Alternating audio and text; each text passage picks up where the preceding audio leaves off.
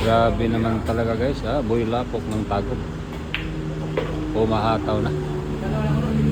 Iba yung boy lapok ng Cagayan, ito boy lapok ng Tagum. Ito po ang aktor ng nagdala sa salida na God Must Be Crazy, ha? Dito na po siya. Nakikilala nyo na. Tingnan nyo ang tira guys, ha? May asim ang tira. May asim ang tira ni boy lapok ng Tagum.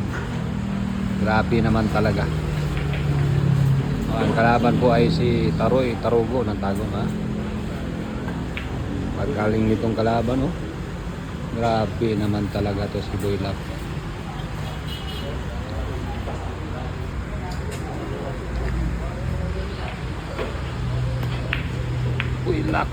Boy lapok ng Cagayan. Grabe naman talaga.